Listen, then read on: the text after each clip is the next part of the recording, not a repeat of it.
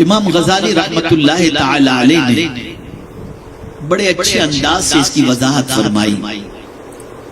ارشاد فرماتے ہیں کہ ایک ہے عقل مند انسان اور ایک ہے بے وقوف انسان.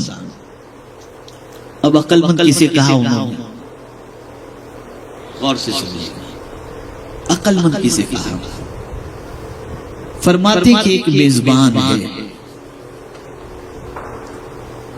اس نے گھر کو سجایا، مختلف قسم کی چیزیں اس کے لیے، مہمان کے لیے اس نے سجائیں دسترخوان پر، اور عطر کا چھڑکاؤ کیا. یہ ساری چیزیں اللہ ایک میزبان نے کی، سب کچھ اس نے سنوارا اور ساری چیزوں کا اس نے اہتمام کیا. عقل مند مہمان آیا، اس نے گھر کے روغن کو دیکھا، رنگ و روغن کو دیکھا، آرائش و زیبائش کو دیکھا، پردوں کو دیکھا، فرنیچر کو دیکھا، ڈشوں کو دیکھا، ساری چیزوں کو دیکھا، خوشبو سے خوب لطف اندوز ہوا. اور پھر جب کھانا کھا چکا تو کھا کر میزبان کا شکریہ ادا کیا. اللہ آپ کو جزائے خیر عطا فرمائے، ماشاءاللہ بہت اچھا گھر ہے، بہت اچھا کھانا آپ نے بنایا. اور یہ کہہ کر کے وہ رخصت ہو گئے. یہ عقل مند. یہ کون ہے؟ آپ سمجھ رہے میری بات؟ یہ کون ہے؟ بولیے. عقل مند. ایک بے وقوف آیا، وہ بھی مہمان بن کر کے آیا.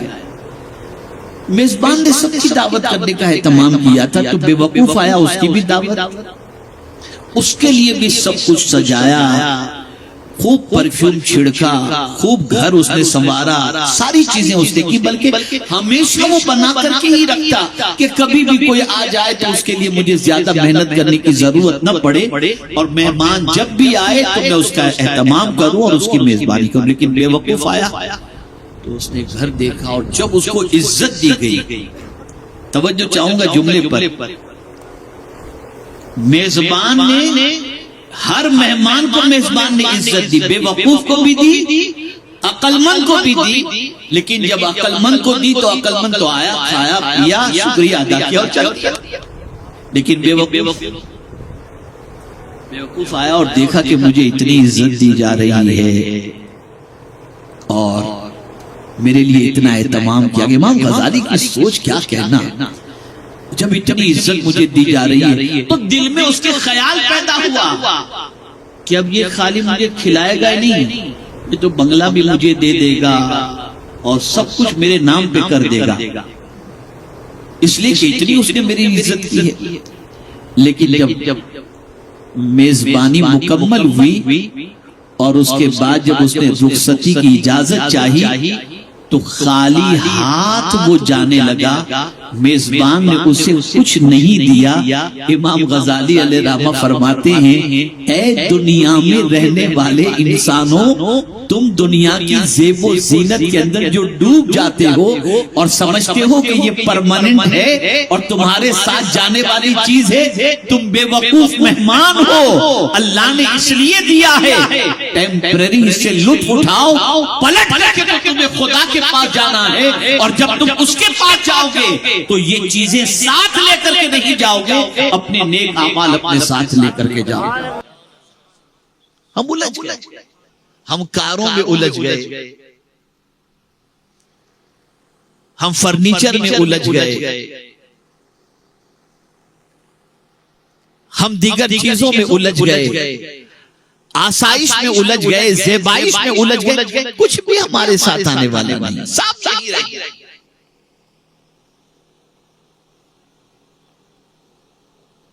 اور جب آج میڈیا آپ کو پکار کے کہہ رہا ہے کہ قیامت کی نشانی، قیامت قریب ہے، تو اس میں تو کوئی شک نہیں کہ دنیا فنا ہونے والی چیز. اللہ نے آگے ارشاد فرمایا، اِنَّا جَعَلْنَا مَا عَلَيْهِ صَعِيدًا جُرُزًا.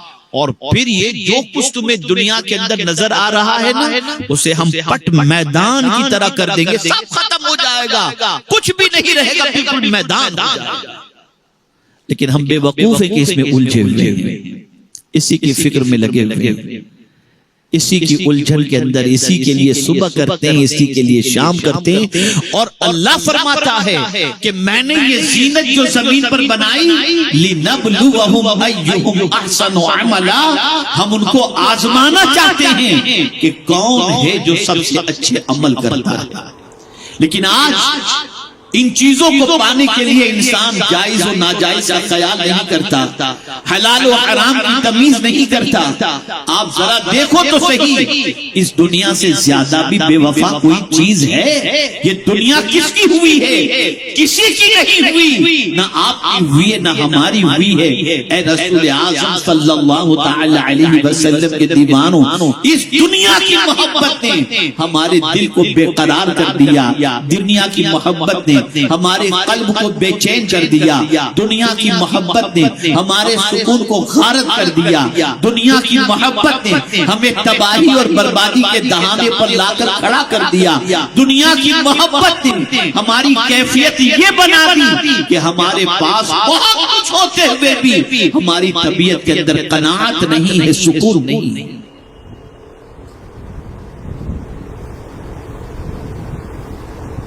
اے رسول اعظم صلی اللہ تعالی علیہ وسلم کے دیوانوں، اس دنیا کی چیزوں کے اندر الجھو مت. ایک چیز کی فکر رکھو بس، جو میں آج سبق آپ کو سمجھانا چاہتا ہوں وہ سبق آج ذہن کے اندر رکھو. ایک چیز کی فکر رکھو اور وہ چیز یہ ہے کہ ہمارا ایمان سلامت ہو اور ہم جب اس دنیا سے جائیں تو ہمارے ساتھ نیکیوں کا خزانہ موجود. اس کی باقی کچھ لے کر جا ہی نہیں سکتے.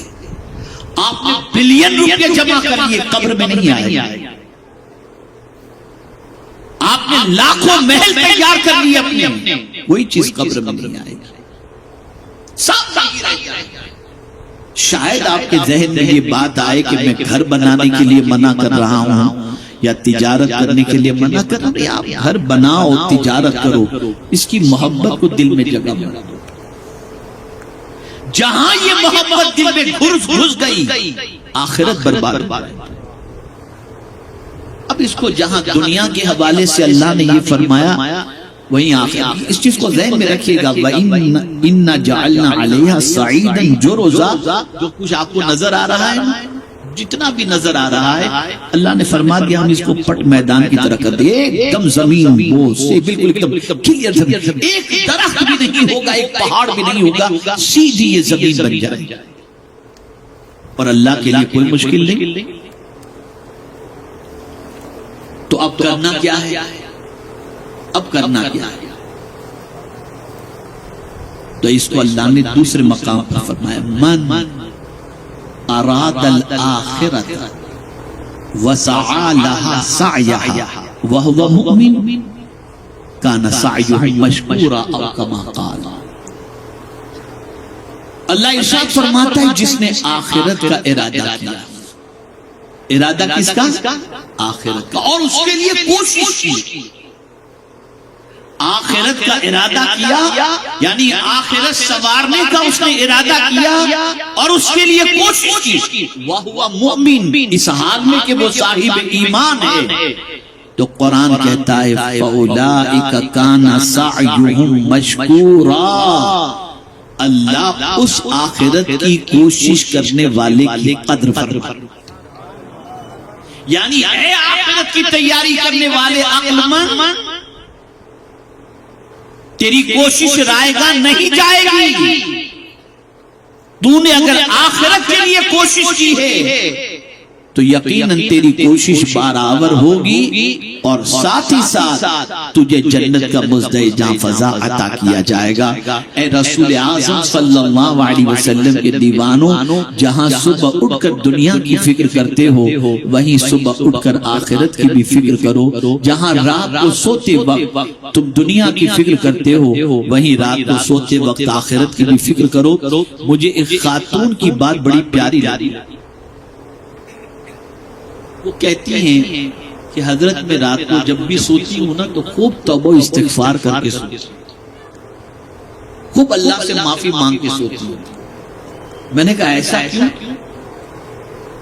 تو انہوں نے کہا پتہ نہیں صبح اٹھ سکوں کہ نہ اٹھ سکوں، رات کو معافی مانگ لیتی ہوں، اگر موت بھی آ گئی تو موت سے پہلے معافی کو اللہ عز و جل قبول فرما لے، اس نیت سے میں رات کو معافی مانگ کے۔ آج کا مسلمان کیا کر کے سوتا ہے؟ پکچر دیکھتے دیکھتے سو گیا، گانے سنتے بلکہ مجھے تو کچھ لوگ کہتے نیند نہیں آتی تو ہم ایئر فون لگا کر کے جو ہے وہ سنتے رہتے تو آنکھ لگ جاتی، گانے سن کے سو رہے ہیں۔ ذرا سوچو،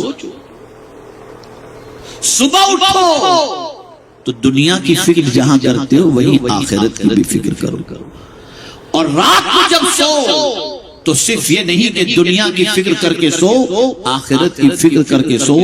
اور یہ بات میری ذہن میں بالکل محفوظ کر لینا، جو آخرت کو سنوارنے میں لگا رہتا ہے اللہ اس کی دنیا سنوار دیتا ہے، جو آخرت کے سنوارنے کی فکر رکھتا ہے اللہ اس کی دنیا سنوار دیتا ہے، اور جو صرف دنیا سنوارنے کی فکر کرتا ہے اللہ اس کی دنیا بھی خراب کرتا ہے اور آخرت